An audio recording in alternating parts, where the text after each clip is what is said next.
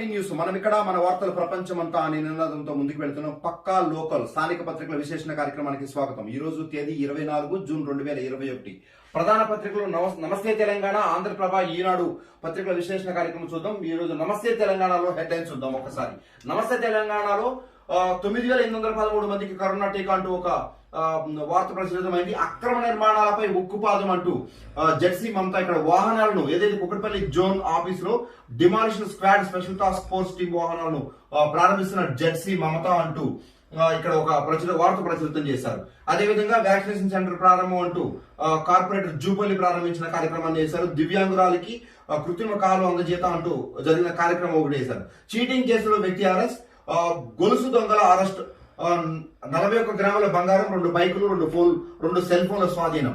తాగునీటి సమస్య పరిష్కారానికి చర్యలు అంటూ రాజీవ్ గాంధీ నగర్ తాగునీటి పైప్ లైన్ పనులు ప్రారంభిస్తున్న గౌసుద్దీన్. నాలా విస్తరణ పనులు వేగం పెంచాలి, హోంగార్డుపై దాడి, వ్యక్తి అరెస్ట్. ఇది నమస్తే తెలంగాణలో ఉన్నది. ఒకసారి ఈ నమస్తే తెలంగాణ పత్రికలో ఉన్న అక్రమ నిర్మాణాలపై ఉక్కుపాదం అనే వార్త ఉంది. దీన్ని ఒకసారి పూర్తిగా చదువుదాం మీ ముందు. కేపీహెచ్పీ కాలనీ జిహెచ్ఎంసీ నిబంధనలు అతిక్రమించిన నిర్మాణాలపై ఉక్కుపాదం మోపనున్నట్లు కుకట్పల్లి జోనల్ కమిషనర్ వి మమత అన్నారు. బుధవారం కుకట్పల్లి జోన్ కార్యాలయంలో demolition squad special task force team వాహనాలను జెడ్సీ మమత ప్రారంభించారు.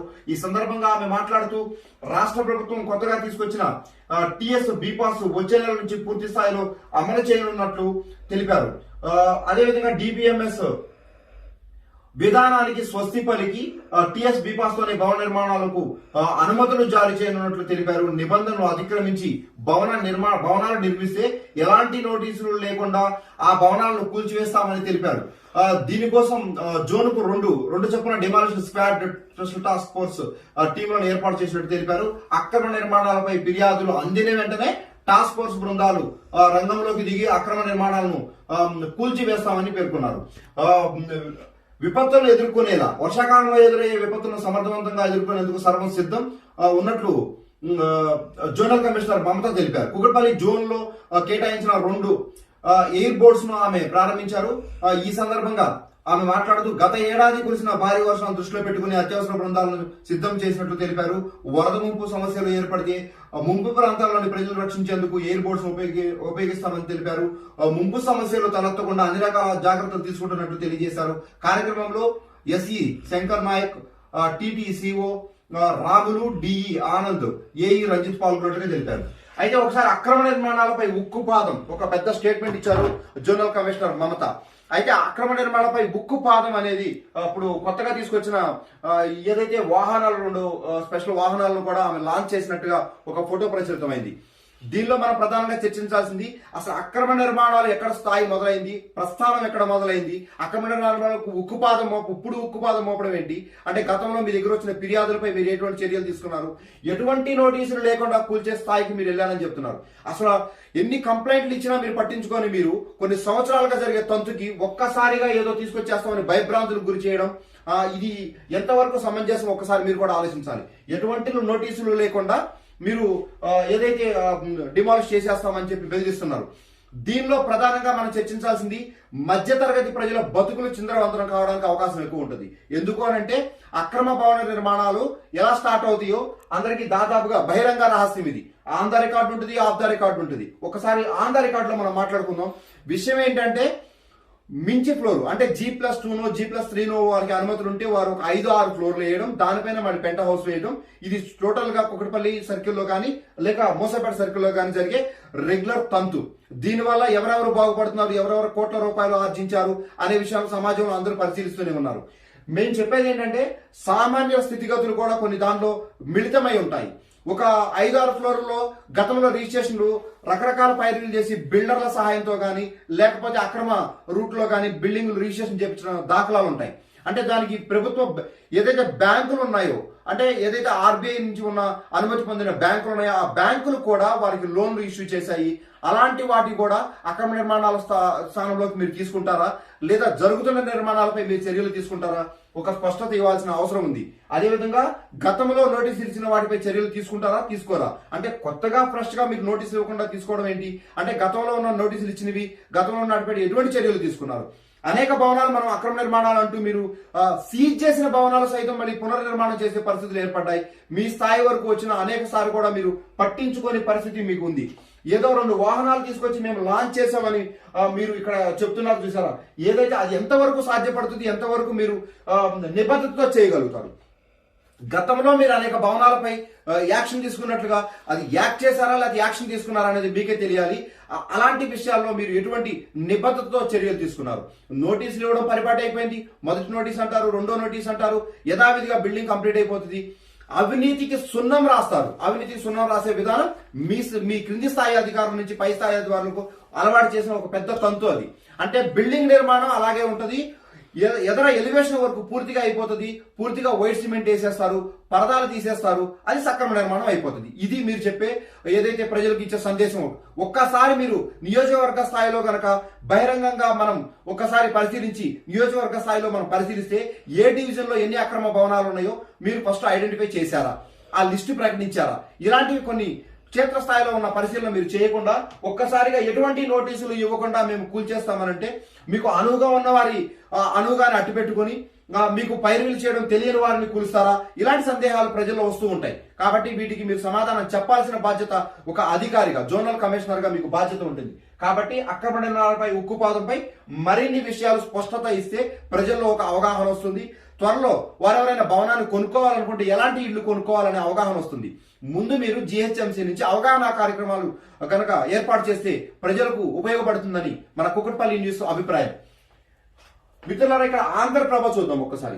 ఆంధ్రప్రభలో హెడ్ లైన్ చూద్దాం. ఆంధ్రప్రభలో వీరు యథావిధిగా ఏదైతే మొత్తం అన్ని కవర్ చేసే ఏదైతే డివిజన్ ఉంటే ఆ డివిజన్ పేరు ప్రకటిస్తూ ఉంటారు. ఇక్కడ చూడండి, అందరికీ వ్యాక్సిన్ అంటూ వ్యాక్సిన్ సెంటర్ ప్రారంభిస్తున్న ఎమ్మెల్యే కృష్ణారావు, వ్యాక్సిన్ పరిశీలిస్తున్న ఎమ్మెల్యే మాధవరం. ఇక్కడ బాలానగర్ ఫ్లైఓవర్ కు పీజీఆర్ పేరు పెట్టాలి అని ఒక వార్త ప్రచురితమైంది. వెంకటేశ్వర స్వామికి 108 కళాశాలలో జ్యేష్ఠాభిషేకం అంటూ ఒక వార్త ప్రచురితమైంది. హిందూ సామ్రాజ్య దినోత్సవ వేడుకలు, అత్యాధునిక వసతులతో డివిజన్ అభివృద్ధి అంటూ అభివృద్ధి ప్రకటించిన గౌసుద్దీన్. అంటే ఇది అల్లాపూర్ డివిజన్ కు సంబంధించిన వార్త. నాలాల కబ్జా, అక్రమ కట్టడాలపై త్వరలోనే చర్యలు, ఒక వార్త ప్రచురితమైంది. ముఖర్జీ సేవలు చిరస్మరణీయం. ముఖర్జీకి సంబంధించిన బీజేపీ నాయకులు ముఖర్జీ చిత్రపటం వద్ద నివాళులు అర్పిస్తున్న కాంతారావు తదితరులు అంటూ వేడుకల్లో రామరాజు, విద్యాకల్పన తదితరులు అంటూ ఇక్కడ వార్త ప్రచురితం చేశారు. ఇది ఆంధ్రప్రభలో వచ్చినటువంటి ఇది. ఒకసారి ఆంధ్రప్రభలో చూద్దాం. బాలానగర్ ఫ్లైఓవర్ కు పీజీఆర్ పేరు పెట్టాలి. బాలానగర్ ఫ్లైఓవర్ కు ప్రతిష్టాత్మకంగా బాలానగర్ ఫ్లైఓవర్ కు పీజీఆర్ పేరు పెట్టాలని గత కొంతకాలంగా కాంగ్రెస్ నాయకులు వినతి పత్రాలు ఇస్తున్నారు, రకరకాల ఇచ్చేస్తున్నారు. పూర్తి సారాంశం చూద్దాం.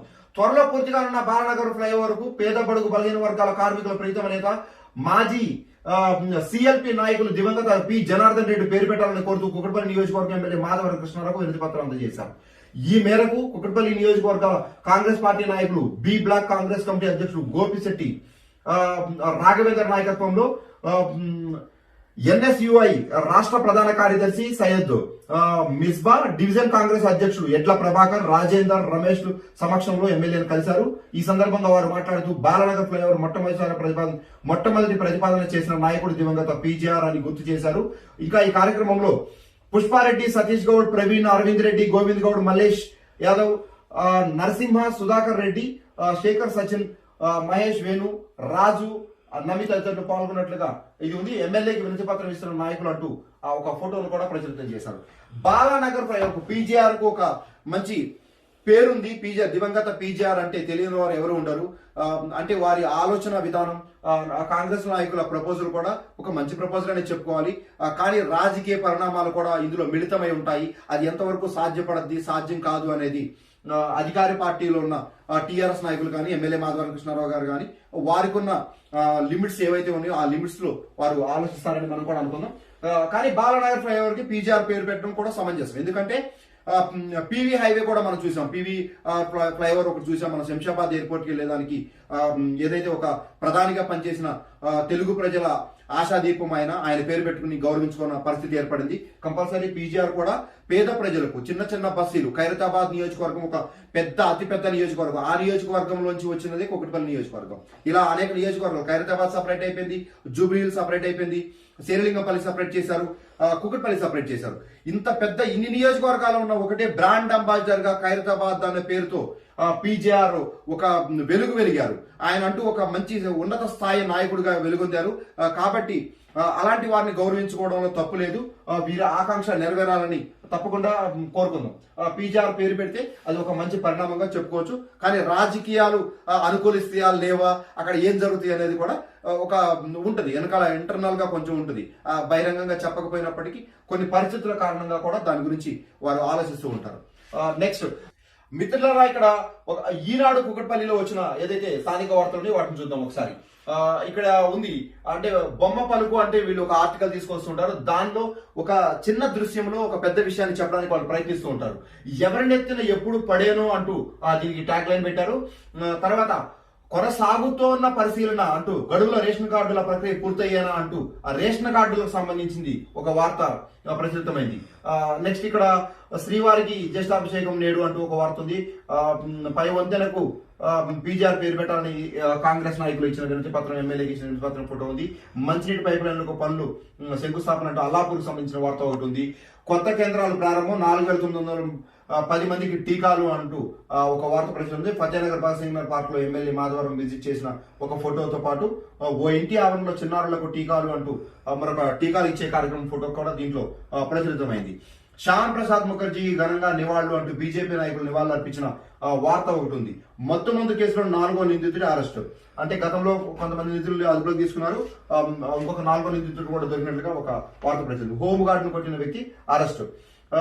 కుంగిన రహదారితో ప్రమాదాలు, మరీ ఇంత అధ్వానమా అంటూ నేటి చిత్రం అంటూ ఒక ఫోటో రైటప్ కూడా ఉంది. దీనికి సంబంధించి ఒకసారి చూద్దాం.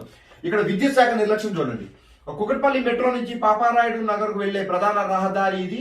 ఆ రహదారి పక్కనే ఉన్న విద్యుత్ స్తంభం దిమ్మ విరిగిపోతుంది. దీంతో బరువు స్తంభం పక్కకు ఒరుగుతోంది. ఏ క్షణంలోనైనా అది ఎవరి మీదైనా పడచ్చు. అధికారులు కాస్త త్వరగా స్పందించండి. ఒక్కసారి మనం చూసినట్లయితే విద్యుత్ శాఖ అధికారులు మొద్దు నిద్ర అని చెప్పుకోవాలి. ఎందుకంటే విద్యుత్ శాఖ అధికారుల స్తంభాల పరిశీలనలో చాలా విభిన్న వైఖరి ప్రదర్శిస్తూ ఉంటారు. అంటే బడాబాబులు ఫోన్ చేస్తే ఒకలాగా ఉంటుంది, ప్రజలు ఫోన్ చేస్తే ఒకలాగా ఉంటుంది. వీటికి కొన్ని సాక్ష్యాలు కూడా మనం చెప్పుకోవచ్చు. మనం నిన్న డిస్కస్ చేసాం, మన వివేకానంద నగర్ డివిజన్ లో ఒక చెట్టు, పెద్ద చెట్టును కొట్టేశారు అనే ఒక కాన్సెప్ట్ మీద మనం నిన్న విశ్లేషించాం. అక్కడ జరిగినప్పుడు మీకు ఆ వీడియోలో చూసారో లేదో, ఒక స్తంభం మీద ఒక చెట్టు పడిపోయి అక్రమంగా కొట్టిన చెట్ట ఏంటనేది వాళ్ళు ఇంకా తెలుసలేదు. కానీ ఆ చెట్టు పడిపోయి విరిగిపోగానే అక్కడ ఉన్న పైర్వీలు, అక్కడ ఉన్న స్థానిక నేతల బలోపేతం ఏమో తెలియదు, కానీ ఇమీడియట్లీ గా నెక్స్ట్ డే వెంటనే ఒక స్తంభాన్ని మార్చేసేసి అక్కడ ఒక ట్రాన్స్ఫార్మర్ ఏర్పాటు చేసేశారు. అంటే త్వరితగతిన ఎవరికి విద్యుత్ శాఖ ఎవరికి తొత్తుగా పనిచేస్తుంది అనే దానికి కొన్ని నిదర్శనాలు మనం చూపించగలుగుతాం. కుకట్పల్లి నియోజకవర్గ పరిధిలో అనేక ప్రమాదభరిత విద్యుత్ స్తంభాలు కూడా నడుస్తూ ఉంటాయి. ఇలాంటిది చూసినప్పుడు మనం ఆశ్చర్యపోవాల్సిన అవసరం ఏం లేదు. కానీ చూడండి ఒకసారి, పాపారాయణకి వెళ్ళేదారు ఒక పెద్ద స్తంభం ఉంది. ఆ స్తంభంకు ఉన్న స్థాయి, ఆ బలం చూసి కింద ఉన్న దిమ్మ చాలా డెలికేటెడ్ గా కేవలం ఒక రాయి మీద 4 ఐరన్ స్క్రూలు పెట్టేసి బిగించినట్టుగా ఉంది. అది చాలా ప్రమాదభరితంగా ఉంది. విద్యుత్ శాఖ దృష్టిలో పెట్టుకుని హుటాహుటిన దీన్ని మార్స్తే ప్రజలను ప్రమాద బారి నుండి కాపాడిన వారు అవుతారు. తప్పకుండా ఇది వారు చర్యలు తీసుకోవాలని చెప్పి కోరుకుందాం. ఇక్కడ ఇంకొక వార్త ఉంది చూడండి. కుంగిన రహదారితో ప్రమాదాలు అంటూ కేపీహెచ్బి 2-3 రోడ్ల మధ్య ఉన్న రహదారులు ఓపెన్ నాలా పక్కన రహదారి కుంగుతుండటంతో ప్రమాదాలు జరుగుతున్నాయి. కుంగిన ప్రదేశం నాలా పైకప్పు కలిసి ఉండడంతో గుంతలా ఏర్పడి వాహనదారులు అదుపు తప్పి పడిపోతున్నారు. సాధ్యమైనంత త్వరగా మరమ్మతులు చేయకపోతే భారీ వర్షం పెద్ద ఎత్తున గుంత ఏర్పడవచ్చు. ఇదొక వార్త. పక్కన మరీ ఇంత అధ్వానం అంటూ కుకట్పల్లి జాతీయ రహదారిపై జేఎన్టీయూ జంక్షన్ దాటిన తర్వాత శివపార్వతి థియేటర్ దగ్గర మలుపులో అధ్వాన పరిస్థితి నెలకొంది. ఇక్కడ రోడ్డు వేయకుండా వదిలివేయగా ఎప్పుడు చూసినా మడుగు దర్శనమిస్తోంది. ఆ మడుగులో కేబుళ్లు, పక్కనే వ్యర్థాల గుట్ట దర్శనమిస్తూ ఉంటుంది. అంటే ఇప్పుడు ఈ రోడ్లు వేసే ఈ సంయమన డిపార్ట్మెంట్లతో ఉన్న సంయమన లోపం కావచ్చు, లేకపోతే వాళ్ళ నిర్లక్ష్య వైఖరి కూడా కావచ్చు. ఇక్కడ చూడండి, రోడ్డు కుంగిపోవడం, ఇలాంటి కుంగిపోయినప్పుడు డ్రైనేజీలు ఉన్నప్పుడు ఇంతకుముందు మనకి జెర్సీ మమతా గారు చెప్తున్నారనమాట, రాబోయే వర్షాకాలాన్ని దృష్టిలో ఉంచుకొని మేము హుటాహుటిన బృందాలను తయారు చేసేస్తున్నాం, లేకపోతే మేము సిద్ధంగా ఉన్నాం, 2 బోట్లు రెడీగా ఉన్నాయి, మీరు వాటర్లో వస్తే ఈత ఏ అవసరం లేదు, ఆ బోట్ తీసుకొచ్చి మేము కాపాడుకుంటాం, గతంలో మాకు అనుభవం ఉందని చెప్తున్నారు. అసలు అవన్నీ పక్కన పెడితే ముందు ఇలాంటి స్టార్ట్అవుట్ చేసుకోవాలి కదా. ఎక్కడైతే గుంతలు ఉన్నాయో వాటిని పరిశీలించరు. 2 బోట్లు తెచ్చాం, ప్రారంభిస్తాం, మీరు కనుక నీళ్ళలో మునిగిపోతే మేము ఈత కొట్టుకుంటూ బయట తీసుకొచ్చేస్తామని మాత్రం వాళ్ళు చెప్పేస్తున్నారు. నేను చెప్పేది ఏంటంటే, ఏదైతే ప్రస్తుతం ఎక్కడ ప్రమాదభరితంగా ఉన్నాయో క్షేత్రస్థాయిలో మీరు గుర్తించాలి.